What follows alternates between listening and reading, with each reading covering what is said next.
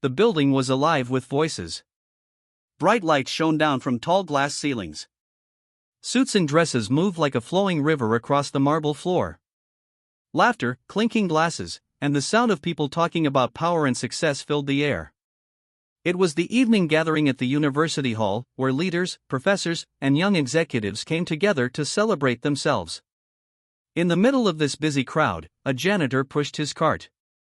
His uniform was faded, his shoes old. He moved slowly, sweeping away bits of paper and spilled drinks, almost invisible among the rich and loud people. No one paid him much attention. To them, he was just another shadow, someone meant to be ignored. But one man noticed him. The young executive stood tall in his new suit, his tie shining red, his smile sharp like a blade. He was the kind of man who enjoyed being seen, who loved the sound of his own voice. He leaned against the wall with a glass of wine in his hand, surrounded by friends. He looked at the janitor, and a cruel smile spread across his face. "Look at him," the executive said, his voice loud enough for others to hear. "Still sweeping floors while real men talk about the future. Do you think he even knows what we're celebrating tonight?" His friends chuckled. A few heads turned. The janitor kept moving, his broom brushing against the floor. He did not raise his eyes, did not answer. The executive stepped closer. His polished shoes clicked against the marble as he circled the old man like a predator. "Tell me, old man," he said mockingly, "what do you know about leadership? About history? About laws and freedom? Do you even understand what we stand for here? Or do you only understand soap and dirty floors?" The laughter grew louder. The young men and women around him leaned closer, waiting for the janitor to mumble something, waiting for another reason to laugh. But the janitor said nothing. His silence only made the executive push harder. "You work here every night, cleaning after us," the young man said. "And you will die here too, forgotten. Tell me, do you even know the first thing about this country? About honor? About sacrifice? Or is that too big for your little mind?" The crowd chuckled again. The janitor slowly straightened his back. His face was lined with age, his eyes gray and tired, but behind them there was something sharp, something alive. He set the broom against the wall and looked up for the first time. The room grew quieter. His voice came calm, steady, almost like a drumbeat. "We the people of the United States, in order to form a more perfect union." The words cut through the air like a blade. The laughter stopped. Every head turned. The janitor's voice was not weak, it was deep, commanding, filled with weight. "Establish justice, ensure domestic tranquility, provide for the common defense, promote the general welfare, and secure the blessings of liberty to ourselves and our posterity." The executive froze, his mocking smile fading. The janitor spoke each word with precision, not missing a syllable, not faltering once. His eyes locked on the younger man's face, steady and unblinking. "Do ordain and establish this Constitution for the United States of America." Silence. The entire hall stood frozen, the music and chatter dying away as though the world itself had stopped to listen. The janitor's voice echoed in their ears, echoing louder than the laughter that had filled the hall moments before. The young executive opened his mouth, then closed it. His face reddened. His glass trembled slightly in his hand. He tried to laugh again, but the sound caught in his throat. The janitor bent down, picked up his broom, and without another word, turned back to his work. But the room did not move. People stared. Whispers spread across the crowd. Someone murmured, "He knew it perfectly." Another voice asked, "How?" Another whispered, "Who is he?" The young executive could feel eyes burning into his back. He felt smaller now, weaker, his earlier laughter turning into shame. The janitor had spoken only a few lines, but those lines were heavy, older than the marble floor, stronger than the glass towers around them. The young man wanted to shout, wanted to reclaim the moment. But all he could do was stand still, frozen by the weight of words he himself had never memorized, words he had mocked without understanding. The janitor kept sweeping, his calm movements breaking the silence. To him, it was nothing new. He had spoken those words before, in darker places, in harder times. The Constitution was not just memory, it was a part of him. And now, for the first time in many years, he had spoken it aloud. The laughter of the crowd had turned to silence. The mocking tone had turned to unease. And the young executive, who moments ago felt untouchable, now stood hollow and shaken, unable to meet the janitor's eyes again. The janitor did not look back. He did not need to. Because every soul in that room already knew. The man they had laughed at carried something greater than all their suits, all their wealth, and all their empty words combined. And in that moment, the janitor was the tallest man in the hall. The night did not return to normal. Even after the janitor left the hall, pushing his cart down the quiet corridor, the silence he left behind still lingered like smoke after a fire.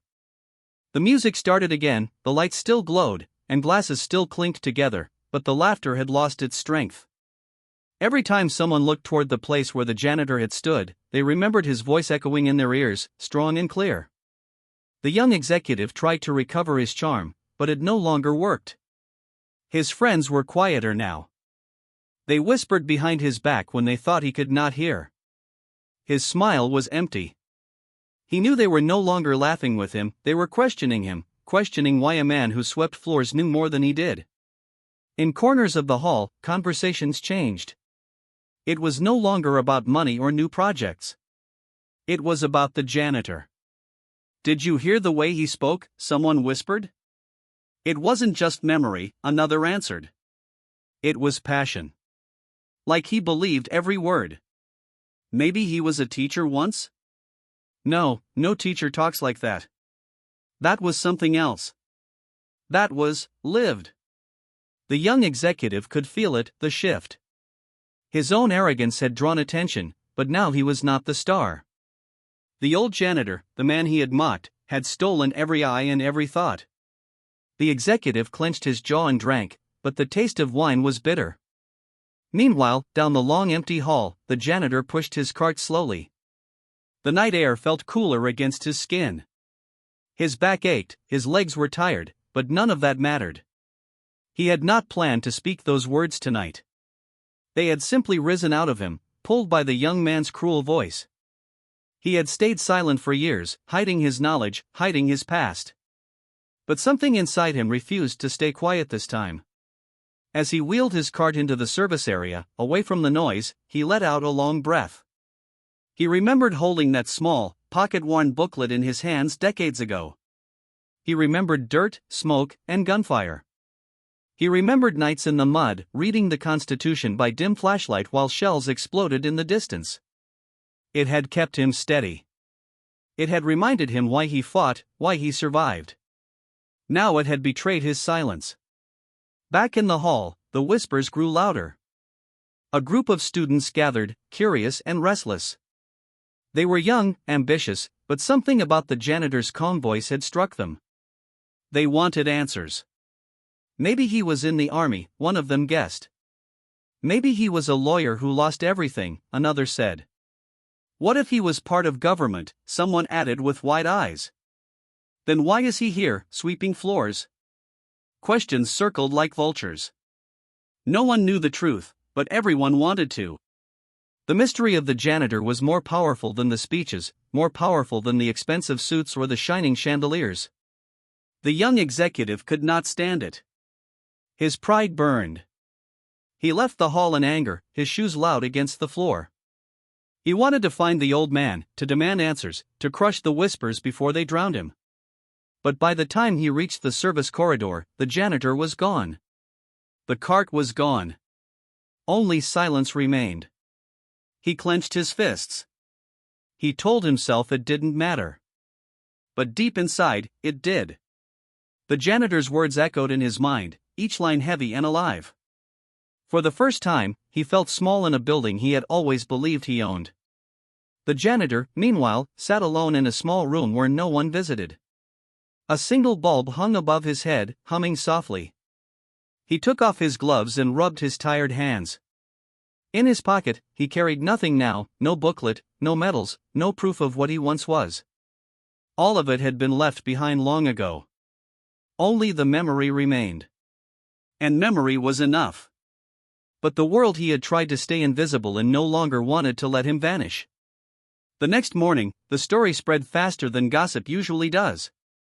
Students whispered about the janitor who recited the Constitution like a soldier giving an oath.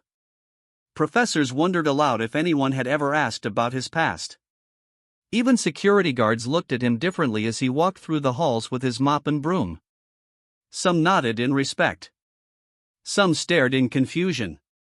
And some, like the young executive, stared with anger, unable to accept the humiliation.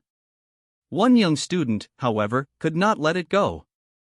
Her name was Emily. She had been in the hall that night, standing near the back. She had felt the shift when the janitor spoke. She had seen the strength in his eyes, the kind that does not come from books or speeches, but from scars. She followed him quietly the next evening, keeping her distance as he worked. She watched the way he cleaned, not with bitterness, but with patience. Every sweep of the broom was steady, as if he respected even the floor. She waited until the hall was empty, then walked toward him. "Sir," she said softly. The janitor looked up, surprised. Very few people ever spoke to him. You quoted the Constitution last night," she said. "Perfectly. I've never heard it spoken like that before." "How did you?" She paused, unsure how to continue. The janitor studied her for a long moment. His face showed no anger, no pride, only calm. "Why does it matter to you?" he asked. Emily hesitated. "Because no one speaks like that anymore. People laugh at old words. But when you spoke them, it felt real. Like they meant something. I want to know how." The janitor turned back to his broom.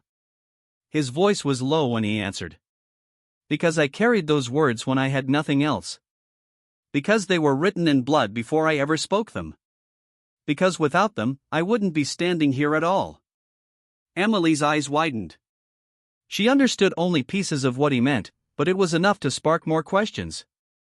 She wanted to know more, to understand the man behind the broom. But before she could speak again, the janitor shook his head. "Go back to your studies, child," he said. "This story is not for you." And with that, he turned away, pushing his cart down the hall, leaving her standing there, heart racing, mind full of questions. Emily did not give up. She knew there was more. And she promised herself she would find out what the whispers were trying to say. Because behind the tired eyes of the janitor, there was a past that could no longer stay hidden. The halls of the university had always felt ordinary to Emily, full of lectures, books, and hurried footsteps. But now they felt different. Every corner she passed seemed to whisper about the janitor. Students she had never spoken to murmured in groups about what they had seen that night, the man who spoke the Constitution like it was his own story. Emily could not let it go. She felt drawn to him, the way one is drawn to an unsolved mystery. The janitor kept moving silently, sweeping floors, cleaning windows, emptying bins. To everyone else, he looked the same. But Emily saw something else, a man carrying secrets in the way he walked, in the silence between his words. She began to notice little details. When he bent down to pick up heavy boxes, his sleeves rolled up, and she caught glimpses of faded scars along his forearms. Not fresh, but deep, like old wounds that had never fully healed. When he pushed the heavy mop bucket across the floor, his posture remained straight, not like a man broken by years of labor, but like a soldier marching forward. One evening, as the sun dipped below the horizon and shadows stretched across the halls, Emily followed him again. This time she carried a notebook. She was determined to ask questions, even if he turned her away. The janitor was cleaning the steps near the library when she approached. He didn't look up. "You again," he said quietly, as if he already knew she was there. "Yes," Emily answered, her voice nervous but steady. "I can't stop thinking about what you said. You spoke those words like you lived them. And I think you did. Didn't you?" The janitor paused, leaning on his mop. For a moment, Emily thought he would stay silent forever. But then he sighed, his eyes far away. "I lived them," he said. "And I bled for them." Emily's breath caught. She opened her notebook, ready to write, but she stopped. She realized this was not something to capture on paper, it was something to hear, to carry in memory. The janitor sat down on the steps, his back straight, his hands resting on his knees. For the first time, he looked less like a man who cleaned floors and more like someone who had once commanded respect. "I was a soldier," he said slowly. "A long time ago. I was younger than you are now when they handed me a rifle and sent me across the ocean. They told us we were fighting for freedom, for justice, for the people back home who trusted us. And I believed it." Emily listened, her heart racing. "In the mud and smoke, men broke down," he continued. "Fear eats at you out there. But at night, when the fire stopped for a while, I would take out a small book I carried in my chest pocket. It was the Constitution. Just a copy, worn and dirty. I would read it under a broken flashlight while others slept. And every line reminded me why I had to keep going. Why I couldn't let fear take me." He lifted his sleeve slightly, showing the scars on his arm. Emily gasped. "These," he said softly. "Gifts from the battlefield. Metal, fire, shrapnel. I watched men fall beside me, men who would never go home. I was hit too, but I kept moving. Because the words in that book were heavier than my wounds." Emily swallowed hard. She could almost see it, the dark nights, the gunfire, the young soldier clutching the Constitution like a lifeline. "What happened after?" she asked quietly. The janitor's eyes grew distant, clouded with old pain. "I came home," he said. But home was not the same. The world had moved on. The men I lost were names on stones, and I was just a shadow. I tried to work. I tried to live. But I carried too many ghosts. The medals they gave me felt cold. The speeches they made about us felt empty. So I left it behind. I stopped talking about it. I picked up this broom, and I thought maybe, just maybe, I could live the rest of my days quietly." Emily felt tears rising in her eyes. "But you still remember every word," she whispered. The janitor nodded. "Because some things are carved into your bones. You don't forget them, even when you want to." For a moment, the only sound was the soft hum of the library lights. Emily sat beside him, her notebook forgotten, her heart heavy. She realized that the man everyone laughed at had carried more weight than all of them combined. "But why here?" she asked. "Why spend your life sweeping halls when you could have taught, or led, or—" The janitor's lips curved into the faintest smile. "Because every place needs someone who remembers," he said. "These halls, these young minds, they walk past me every day. They don't know who I am. But I know who I was. And that's enough. I serve quietly now. Not with a rifle. Not with speeches. But with patience. And sometimes, with words when they are needed." Emily wiped her eyes. "The executive laughed at you, but you silenced him with a single line." The janitor's eyes hardened. "Pride is loud. But truth doesn't need to shout." Emily stared at him in awe. She understood now. The scars on his arms were only the surface. The real scars were inside, the kind you carried forever. And yet, he stood tall, even in his silence, even with a broom in his hands. That night, Emily walked away different. She knew she couldn't let his story fade into shadows again. She didn't know how, but she would make sure others heard him. The world needed to know that the janitor sweeping their floors was once a soldier who carried the Constitution into battle, who lost everything but never lost his belief. The janitor, left alone again, picked up his mop.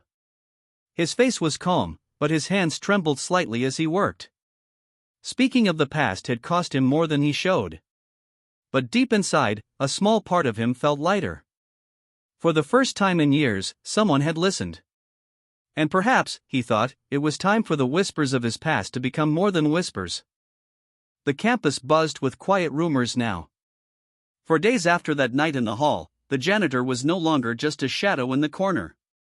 He became a subject of hushed conversations, curious glances, and unanswered questions. Some students walked past him with respect in their eyes. Others only stared, unsure whether to believe what they had heard. But one man could not let it rest, the young executive. He had been humiliated in front of everyone. His laughter had turned to silence, and his pride had been crushed by a janitor's calm voice. That moment replayed in his mind again and again, each time twisting deeper, each time burning hotter. He told himself it was just a fluke, that the janitor only remembered a few lines, that the man was nothing more than an old custodian clinging to words he barely understood. Yet, inside, he knew the truth was different. And that truth haunted him. One evening, when the hallways were quiet and most students had gone, the executive found the janitor in the lecture theater, mopping the floor. The lights overhead cast long shadows.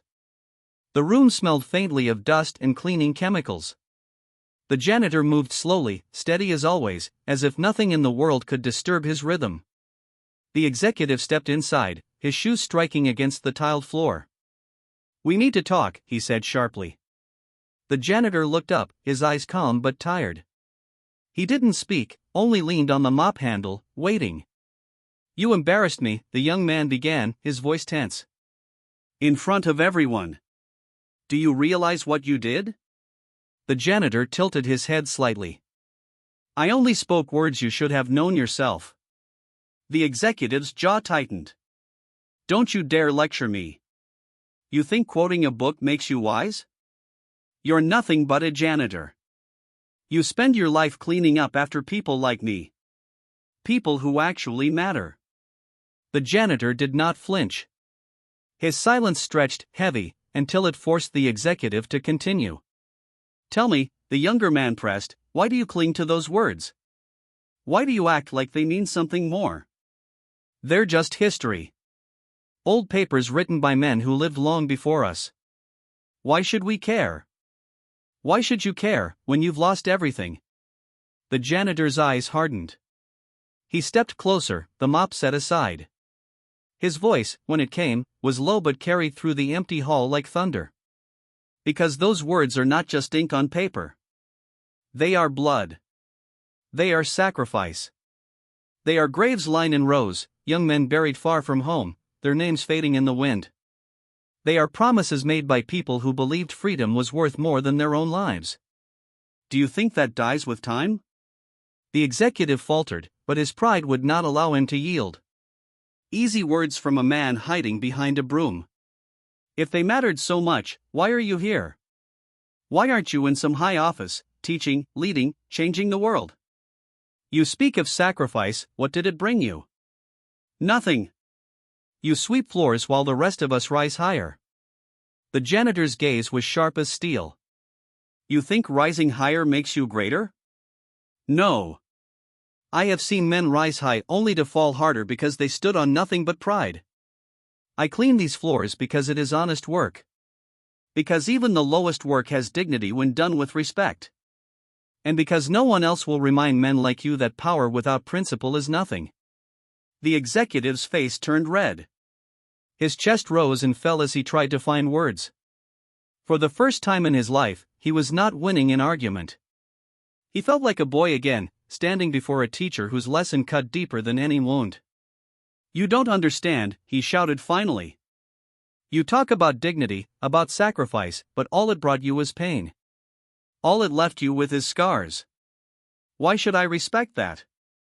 The janitor stepped forward, close enough now that the younger man could see the lines etched deep into his face, the weight of years, the quiet strength of someone who had endured what others could never imagine. "Respect," the janitor said. "You respect not because of what it brings, but because of what it costs. You respect the man who gives when he has nothing left. You respect the soldier who fights when fear tells him to run.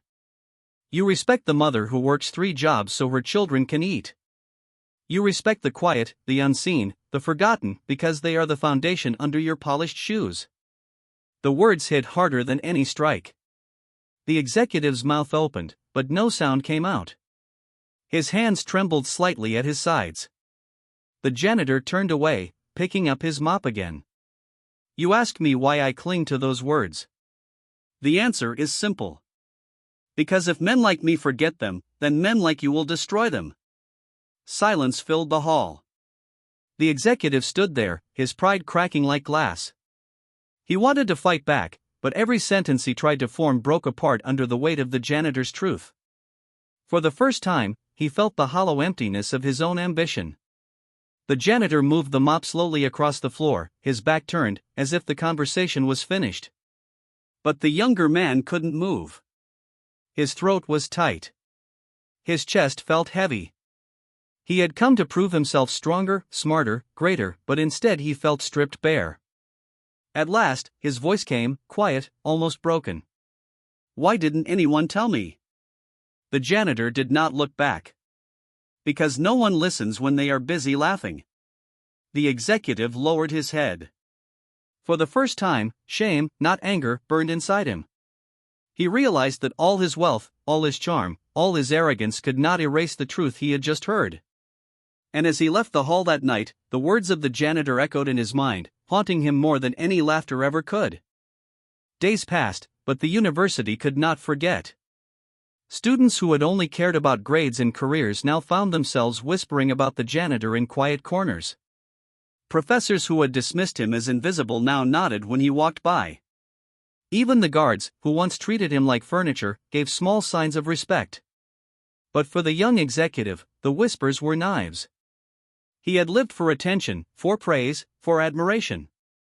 Now every glance carried a hidden laugh, every quiet murmur reminded him of that night when the janitor's words silenced him. He could not escape it. It followed him into his office, into his meetings, even into his sleep. One evening, another gathering was held in the great hall.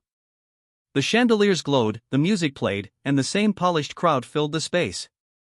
The executive walked in dressed sharper than ever, determined to reclaim what he had lost. His voice was louder, his gestures grander, his laughter forced. But the people only half listened. Their eyes drifted past him, to the corners, to the place where the janitor quietly moved with his broom and cart. It broke something inside him. When the moment came, he could not stop himself.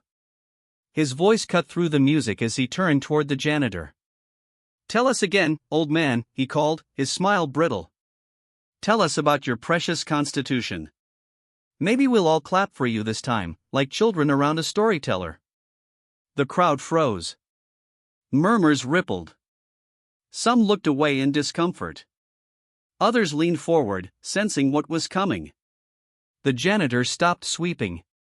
Slowly, he lifted his head, his tired eyes locking onto the executive's. He did not speak at first, and the silence stretched until it weighed heavier than stone. Finally, he set his broom aside.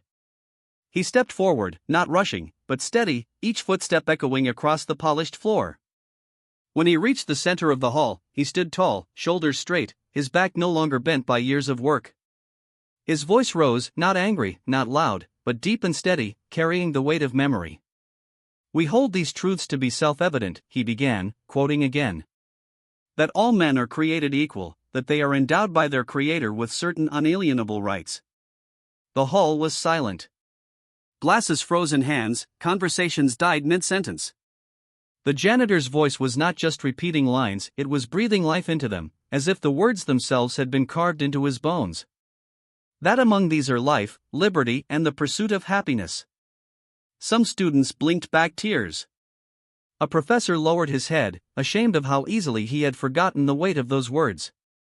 Even the guards by the door stood straighter, as if remembering old oaths. The executive tried to laugh, but the sound cracked in his throat. "You think this makes you great?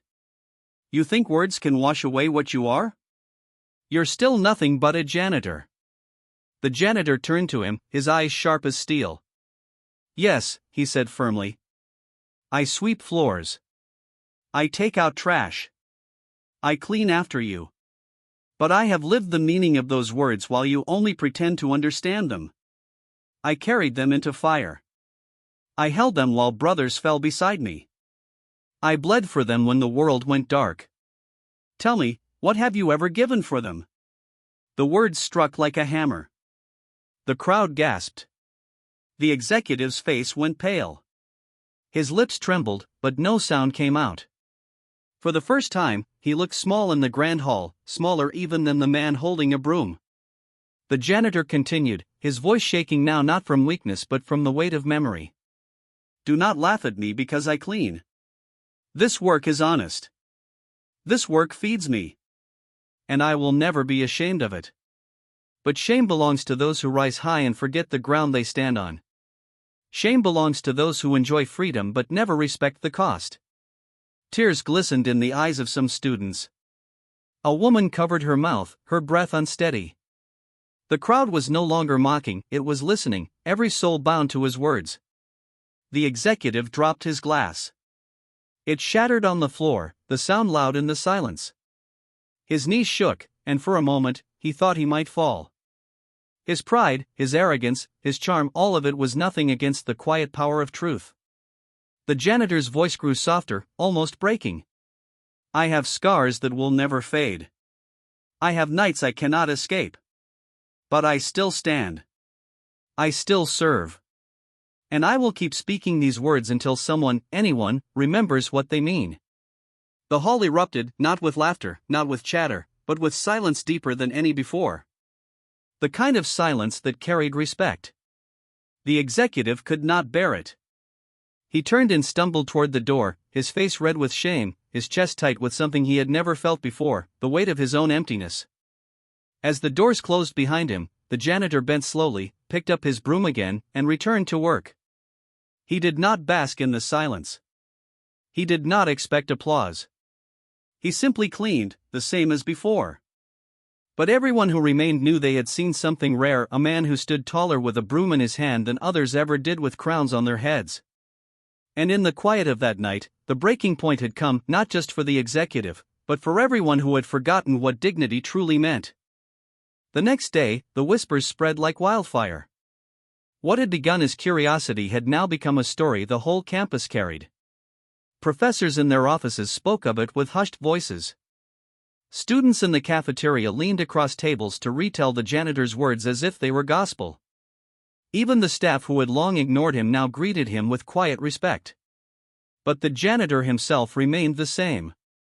He moved through the halls with his cart and broom, steady, calm, almost as if nothing had changed. Yet everything had. The silence he left in rooms after speaking, the shame in the executive's eyes, the tears in the students, those things could not be undone. One evening, as the sun fell low and painted the windows gold, the great hall filled once more. This time it was not a party, not a celebration. It was something different. Students had gathered, professors too, waiting quietly in their seats. The atmosphere felt heavy, as if everyone knew something important was about to happen. At the center of the hall stood the janitor, his broom leaning against the wall. He had not asked to speak, but they had begged him. They wanted answers. They wanted the truth. He looked at the crowd, at the young faces, at the professors who had once looked through him as though he were air. For a long moment, he said nothing. Then, slowly, he began. You want to know why I am here, he said, his voice steady. Why a man who carried the Constitution in his pocket, who bled for it, who lived for it, now sweeps your floors. The room was still. I could have taken medals and stood on stages, he continued. I could have told stories of war, of bravery, of sacrifice. But what would that have given me? Applause? Recognition? None of those things bring back the faces I lost. None of those things quiet the nights when the screams still echo in my head. So I walked away. I laid down the weight of pride, and I chose silence. His hand brushed across the scar on his arm. But silence does not erase scars. And it does not erase truth. You laugh at the man with the broom, but let me tell you something, every place, every hall, every nation stands not on the powerful, but on the unseen. On those who serve, who clean, who carry burdens quietly. On mothers who work without thanks. On fathers who break their backs so their children can learn. On the soldiers who return broken and invisible, forgotten by the world they defended. That is where real strength lives. Some students lowered their heads. Others wiped their eyes. The truth pressed down on them, heavy and undeniable. The janitor's voice deepened, carrying a pain that felt like fire. I did not end up here because I failed. I ended up here because I chose it. Because every place needs someone who remembers. Because if even one man carries the words, then they cannot be lost. He turned his eyes to the young executive who sat in the back, pale and stiff. You laughed at me because you thought I was nothing. But you saw the truth, you are the one who has nothing. You have climbed, but on air. You have power, but no foundation. And without foundation, you will fall. The executive's chest rose and fell. His lips trembled, his eyes wet, but he could not look away. The janitor's voice softened now. Do not mistake me. I do not hate you. I pity you. Because you were never taught to see the worth in what cannot be bought. But you can still learn. If you are willing. A long silence filled the hall. Finally, the executive stood. His voice shook, broken. I mocked you. I thought myself above you. But I was blind. You are greater than all of us. I am sorry. The words were not rehearsed. They were raw, trembling, real. The janitor gave a faint smile. Do not be sorry to me. Be sorry to the truth you ignored. And then honor it. Live differently. Respect those who carry the weight you do not see. That is how you make amends. Tears fell freely in the room. The students sat straighter, the professors listened with shame on their faces. They had all been guilty of forgetting. But the janitor's words forced them to remember. He bent down, picked up his broom, and held it in both hands. His eyes moved across the room, meeting theirs. This broom, he said, is not shame. It is work. Honest work. No greater or lesser than yours. And I will carry it with pride. Because dignity is not in what you hold, but in how you hold it. Remember that. The hall erupted into silence again, not applause, not noise, but a silence filled with respect so deep it could not be broken. The janitor turned and walked slowly toward the door, his step steady, his back straight. Each footfall felt final, like the closing of a book. He did not need their thanks. He did not need their tears. He had given them what they needed most, remembrance. And when the doors closed behind him, the great hall remained still. No one laughed. No one spoke. They sat in the weight of what they had heard, knowing they would never forget. From that night forward, no one looked at the janitor the same way again. Some offered greetings, some nodded with respect, and some only watched in silence. But none ever mocked him. None ever dared. Because they had seen the truth. The man they thought was nothing had been greater than all of them. Not because of what he owned. Not because of what he achieved. But because he carried in his scars and his silence the meaning of freedom itself. And in the quiet halls of the university, the memory of his words lived on, stronger than laughter, stronger than pride, stronger even than the walls around them.